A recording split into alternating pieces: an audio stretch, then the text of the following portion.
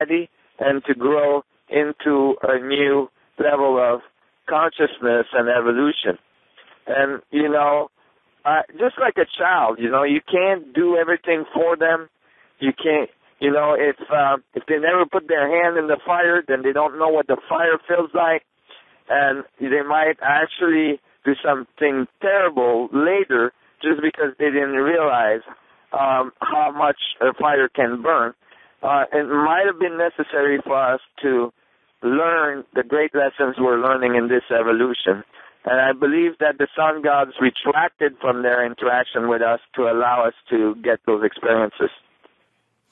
So give a man a fish and you feed him for life, or teach a man how to fish and give a man a fish and you feed him for a day, and teach a man how to fish and you feed him for life. So is there alignment between the pyramids and the Orion constellation? Yeah, there's correlation between the Orion constellation and the pyramids. The pyramids, as found by very good researchers, Duval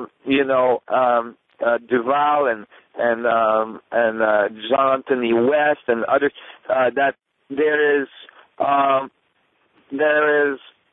evidence that the pyramids represent the Orion belt and represent the Orion constellation.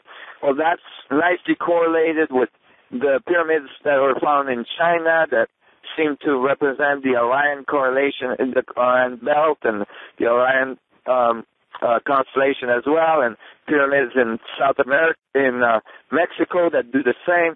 And interestingly, in many of the texts, when the sun gods are described, they're described as people that came from the Orion region of the sky. So that all works out. They might have left us like a flag of their, of where they came from, and both in the information they left us, but as well in the monuments themselves, the way they're arranged and how and what they represent. What do you think of the predictive linguistics or the web project? I'm not sure what you're referring to.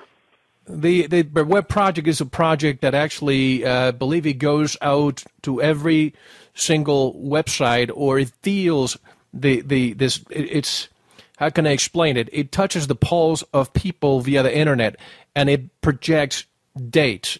And it's been very uncanny. If you look at the graphics, September the 11th, 2001, it predicted a spike that day. Way before 2012, if I remember correctly, it goes down completely to the bottom, as if it were a new birth. Oh, well, that's very interesting. I would have to study it to be able to comment on it. But one thing I can say is that if the structure of the vacuum is what organizes all matter and creates the coherency we see in the biology of our planet, for instance, in a human being, if I pulled out the DNA that's in there, in just one human being, I could wrap it around the world 5 million times. That's the amount of information and the amount of organization that's going on for you to exist right now.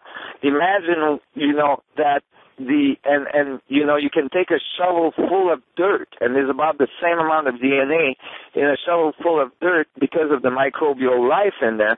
Imagine the amount of DNA, imagine the amount of information around the whole planet that's self-organizing to produce our biological organization. You can imagine that if the vacuum is basically the coordinator, the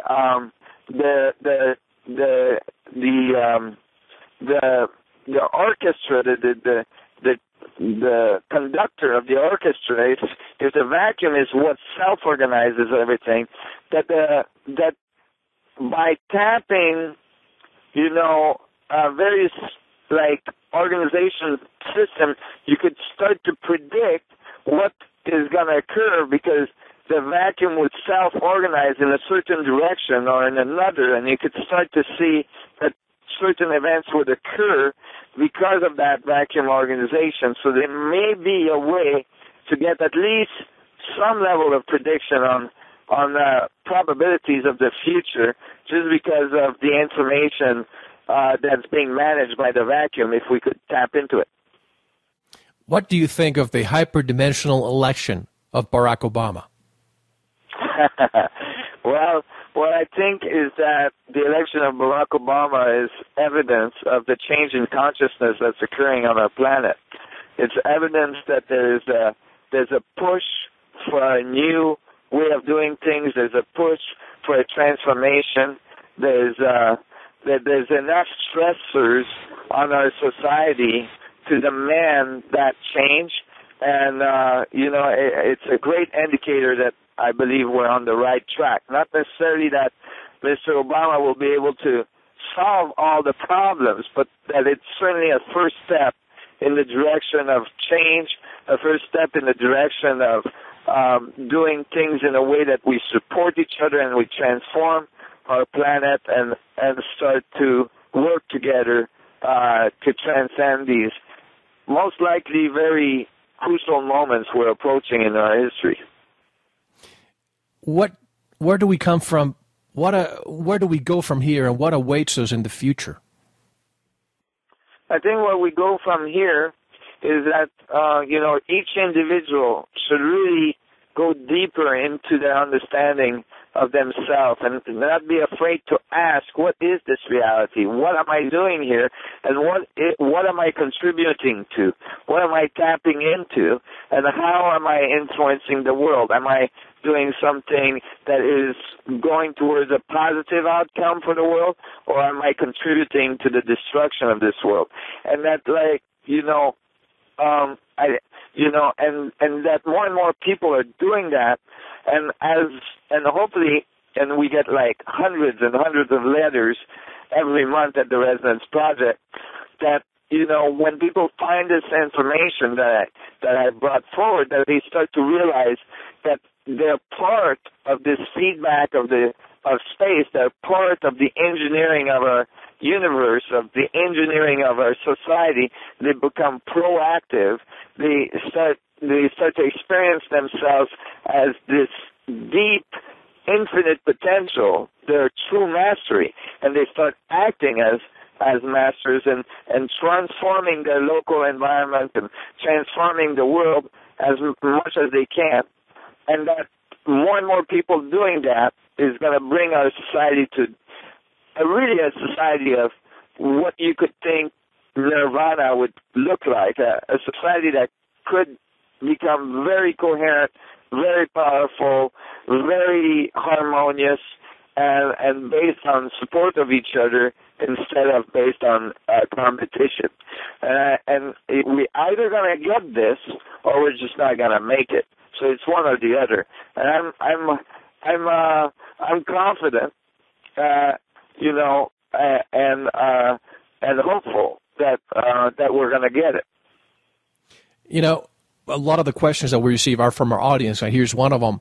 Nassim, we have heard you say that remains have not been found inside the pyramids. However, this listener writes, at least one was found in a pyramid in the Mayan ruins of Palenque, southeast Mexico. The tomb of King Pacal was found. And not so the remains of Neferu-Ptah were found in her pyramid. Just wondering if you knew about these. Yeah, I do. The remains in Mexico were found not in, it's more of a temple than a pyramid. There's one, then there's other examples, but in general, and these other examples are usually in much more recent pyramid, not the older ones. It's clear that in many cases that the pyramids were not necessarily built to bury people. This idea that they were built to bury people